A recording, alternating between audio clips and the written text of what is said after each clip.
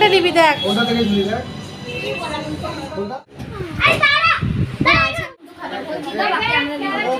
আজ হচ্ছে 11ই মার্চ। তো আমি আর কর্তামশাই চলে এসেছি টুকিটাকি কিছু কেনাকাটা করার জন্য। আর কেনাকাটা করার আরেকটা কারণ হচ্ছে 12ই মার্চ অর্থাৎ পরের দিন আমার মেয়ের জন্মদিন। তো প্রত্যেক বছর জন্মদিনেই চেষ্টা করি নতুন জামা কাপড় কিনে দেওয়ার, তো সেই জন্যই চলে এসেছি। আর যেহেতু এখন বেশ ভালোই গরম পড়ে গেছে, তাই বেশি হিবিজিবি না কিনে হালকা পাতলা জামাই কিন্তু কিনবো, যাতে বাড়িতে পরে বেশ আরাম পায়।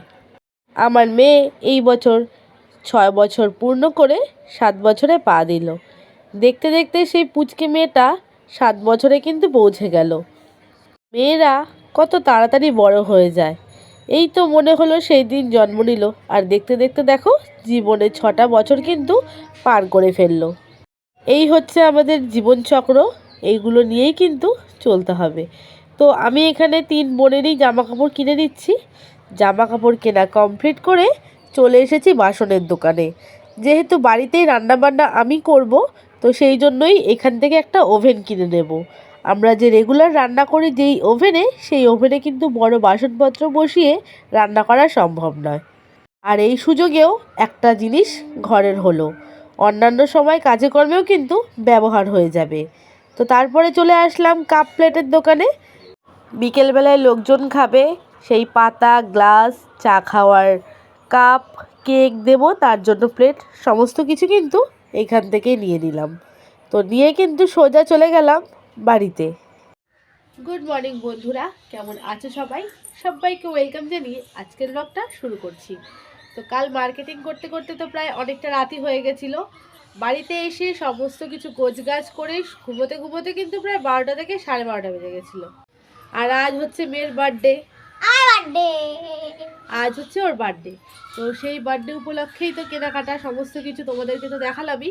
সমস্ত কিছু বলতে কি, যেইটুকু পেরেছি আমি সেইটুকুই দেখিয়েছি, সমস্তটা হয়ে ওঠেনি। কেননা এক হাতে বাজারের ব্যাগপত্র সমস্ত কিছু ছিল, সেই দিয়ে ভিডিও করা সম্ভব না। তো এখন যাচ্ছি সকালবেলায় মন্দিরে পুজো দিতে। তো দুপুরবেলায় যা যা খাওয়া দাওয়া করা হবে সেই সমস্ত কিছু রান্নাবান্না কিন্তু কমপ্লিট। সকালে রান্নাবান্নাটা হয়ে গেলে না, মানে অতটা ঝামেলা থাকে না। আমি আগের দিনকেই না সমস্ত কিছু মশলাপাতি করে রেডি করে রেখেছিলাম, যাতে সকালবেলায় উঠেই রান্নাবান্নাটা কমপ্লিট করে দিতে পারি। আর বাজার করা থাকলে কিন্তু রান্না করতে বেশি সময় লাগে না। আর আজকে বার্থডে উপলক্ষে ছোট্ট করে ঘরোয়া একদম আয়োজন। ওর 2 পিসি আসবে আর ওর স্কুলের বান্ধবী বন্ধুরা, ব্যাস, আর দাদু দিদুন, এই হচ্ছে মামা তো আসবেই, এই হচ্ছে বার্থডের গেস্ট। তো চলো পুজোটা দিয়ে আসি, তারপর তোমাদের সঙ্গে আবার দেখা হচ্ছে। তো পুরো ভিডিওটা প্লিজ দেখো, কেউ স্কিপ করে দেখো না। সারাদিনে কি কি করলাম না করলাম সমস্ত কিছু তোমাদের সঙ্গে শেয়ার তো অবশ্যই করব। মন্দিরে চলে এসেছি পুজো দিতে, আর এসে দেখলাম যে মায়ের আরতি হচ্ছে। এই সুযোগে বেশ অনেক দিন পরেই কিন্তু মন্দিরে মায়ের আরতি দেখতে পেলাম। পুজো টুজো দিয়ে বাবা চলে এসেছিল, বাবাকে নিয়ে চলে গেলাম সোজা কেকের দোকানে। আমার মেয়ে দাদুর কাছে আবদার করেছে যে দাদু তুমি আমাকে আজকে বার্থডে কেকটা কিনে দেবে। তো নাতনির কথা দাদু তো ফেলতেই পারবে না, তো তার যেটা পছন্দ সেটাই কিন্তু কেনার জন্য চলে এসেছি। আর এইখানে কিন্তু এখনও কেক চুজ করা চলছে, ফাইনাল করতে একটু সময় লাগছে। তো শেষমেশ ওকে বুঝিয়ে ওর পছন্দ অনুযায়ী এই কেকটা ফাইনাল করলাম। আর আমার মেয়ে চকলেট কেকটাই খেতে যেহেতু ভালোবাসে, তো সেই জন্য কিন্তু চকলেট কেকটাই নেওয়া হলো। এছাড়া অন্যান্য ফ্লেভারের কেক তো থাকে, তোমরা সবাই জানো। এদিকে বাড়িতে এসে রান্নাবান্না শুরু করে দিয়েছি, আর তোমাদের সঙ্গে কিছুই সেরকম শেয়ার করতে পারছি না। আর ততক্ষণই ওর পিসির মেয়েও চলে এসেছে। তারপরে মেয়েকে দুপুরবেলার খাওয়া দাওয়া কিন্তু সমস্ত কিছু সাজিয়ে দিয়েছি। বেশি কিছু রান্নার ঝামেলা করিনি। 5 রকম ভাজা, ডাল, মাংস আর মাছের ঝোল, এইগুলোই খাবে বলেছিল, এইগুলোই তাই দিয়েছি। তার সঙ্গে দই আর 5 রকম মিষ্টি রয়েছে। বসিয়ে দিলাম খাওয়ার জন্য। এখানেই বসলো, ঘরে কিন্তু বসতে চাইলো না। মন্দির থেকে পুজো দিয়ে এসে যেহেতু জল খাওয়ার খেতে খেতে অনেকটা বেলা হয়ে গেছে, আর এদিকে কিন্তু দুপুরের খাবার খেতেও আটটু বেলা হয়ে গেছে।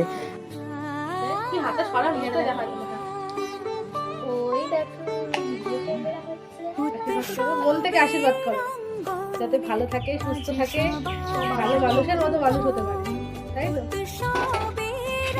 উলি বাবা ক্যাডবেরি খাওয়া যাবে দিন ওই দেখ। হ্যাঁ কিছু কিছু বুঝতে দিই অত বেশি না।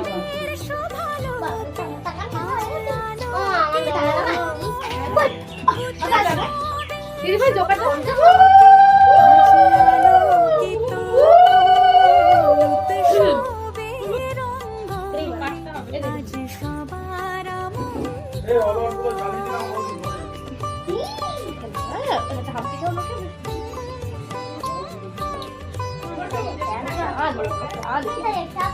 ঠিক আছে। বাবা দিয়েছে টাকা 8 টাকা 5 টাকা না 50 টাকা, এই যে 50 রুপিস তোর ঘটে ফেলে দিবি, ঠিক আছে? দাও। কে আশীর্বাদ করবে? রিয়া দিদি সবাই আশীর্বাদ কর। কে কে আশীর্বাদ করবি কর আগে করো দে, সবাই আশীর্বাদ কর।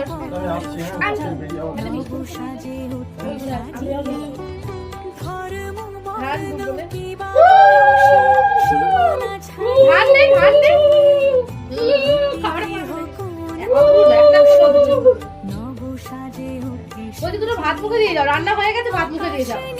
প্যাকেটের মধ্যে সন্দেশের মিষ্টি আছে, প্যাকেটের মধ্যে সন্দেশের মিষ্টি দাঁড়া বম্মা আশীর্বাদ। এই দেখ দিদি কি করে কিনতে দেখ খুলে দেখ। ও বাবা কি সুন্দর, একটু দেখাও ক্যামেরাতে, দেখাও দেবী দিদিটাও দেখাও।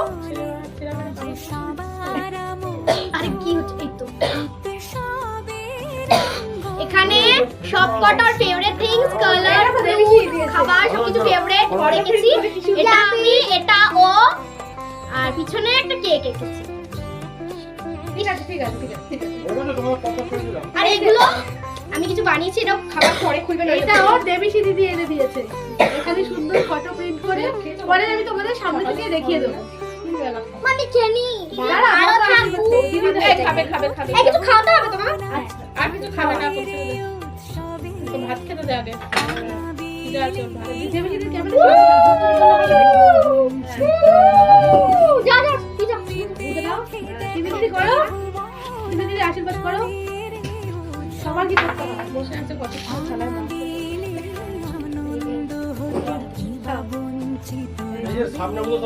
সবার আশীর্বাদ পর্ব কিন্তু প্রায় শেষ হলো, এখন বর দিদি আশীর্বাদ করে নিচ্ছে।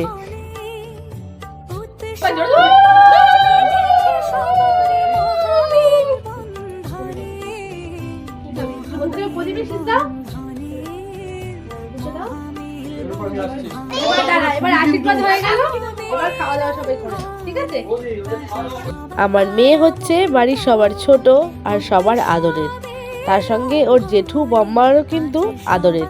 জেঠু যেহেতু ডিউটি গেছিল এই সময়, তাই আশীর্বাদ করতে পারলো না। তাহলে চলো বন্ধুরা ওদেরকেও খেতে দিয়ে দিই, সঙ্গে আমরাও কিন্তু দুপুরের খাওয়া দাওয়াটা সেরে নিই। খাওয়া দাওয়া সেরে কিন্তু রান্না বান্না বিকেলের জন্য করে নিতে হবে। চিকেনটা এখানেই করে দিলাম, আর রাইস হবে সেই চালটাকে ভিজিয়ে রেখেছি। ওর হাঁড়িটা ওভেনে বসিয়ে এসেছি, ওই ওভেনে না মানে এত বড় সাইজের গামলা দিয়ে রান্না করা সম্ভব না, তো সেই জন্য এটা বাইরে করে দিচ্ছি, এতে সুবিধাও হয় অনেকটা। আজকে ঠিকঠাক করে কিছু শেয়ার করতেও পারলাম না, নিজেরাই কাজকর্ম সমস্ত কিছু করছি, তো তো সেই জন্য দেখানোটা সম্ভব হয়ে উঠলো না। সব উঠোনের মধ্যেই কিন্তু রান্নাবান্নাগুলো সেরে দিচ্ছি, আর সমস্ত রান্নাবান্নার আয়োজন কিন্তু প্রায় শেষের মুখে, শুধু চিকেন আর ফ্রাইড রাইসটা হলেই কিন্তু হয়ে যাবে। সোজা সন্ধেবেলায় চলে আসলাম কেক কাটার সময়, সমস্ত কিছু রান্নাবান্না কমপ্লিট করে গোছগাছ করে এখন বাজে কিন্তু ঘড়িতে 8:30। জন্মদিন উপলক্ষে যাদের যাদের আসতে বলেছিলাম তারাও কিন্তু সবাই চলে এসেছে, তার সঙ্গে সানার স্কুলের বন্ধুরা যাদেরকে তোমরা ব্লগে সবসময় দেখতে পাও, তারাও কিন্তু বাচ্চাগুলো চলে এসেছে। আর জন্মদিন মানেই তো বাচ্চাদের আনন্দ, ওদেরকে ছাড়া তো জন্মদিন একদমই অসম্পূর্ণ। তবে একজন আসতে পারেনি, ওর একটু শরীর খারাপ।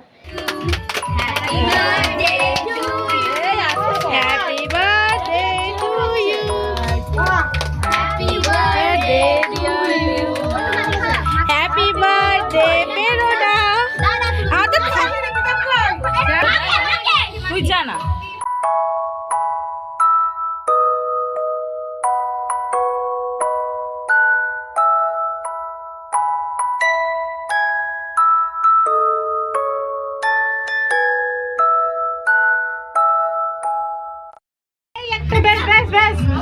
আন্টিকে দিতে দে না।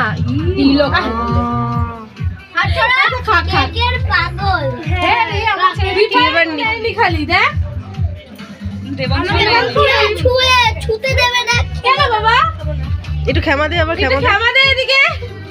এবার দেখ বাবাকে মুখে দাও।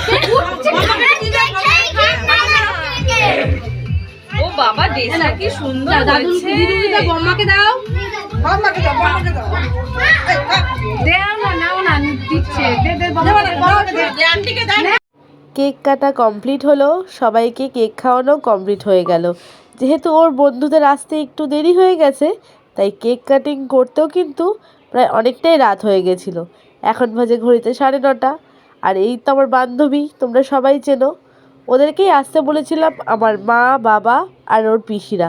ব্যাস এই কয়েকজনকে নিয়েই ওর জন্মদিনটা সেলিব্রেট করেছি। তো এখন কেকগুলো কেটে সবাইকে দিয়ে দিচ্ছে। তো সবসময়কার মতন দায়িত্ব দিয়ে দিয়েছি সুস্মিতাকে কেক কাটার। আর কেকের সঙ্গে আয়োজন করেছিলাম চিকেন পকোড়ার। তো এটা সন্ধ্যে স্ন্যাক্স হিসাবে সবার জন্য রেখেছিলাম, আর তার সঙ্গে ছিল কফি। কেক কাটিং করার পর এতটাই ব্যস্ত হয়ে পড়েছিলাম যে রাতের মেনুতে কি কি ছিল তোমাদেরকে আর দেখাতে পারিনি। তো রাতের মেনুতে ছিল বেবি নান, কিমা চানা মশালা, শাহি পনির, ফ্রাইড রাইস, আর তার সঙ্গে ছিল চিকেন কষা আর লট চমচম রসগোল্লা। এই 2 রকমের মিষ্টি ছিল। সমস্ত কিছু রান্না বান্না কিন্তু নিজের হাতে করেছিলাম।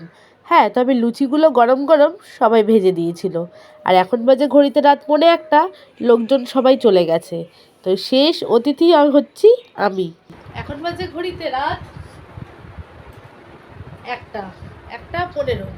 হ্যাঁ, 1:15। এইমাত্র মা, ভাই সবাই গেল। তো আজকে মেয়ের জন্মদিনটা সারাদিন কিন্তু কাজকর্ম করতে করতেই কেটে গেল। কি করলাম না করলাম সারাদিন তোমাদের সঙ্গে ঠিক করে শেয়ার করতে পর্যন্ত পারলাম না।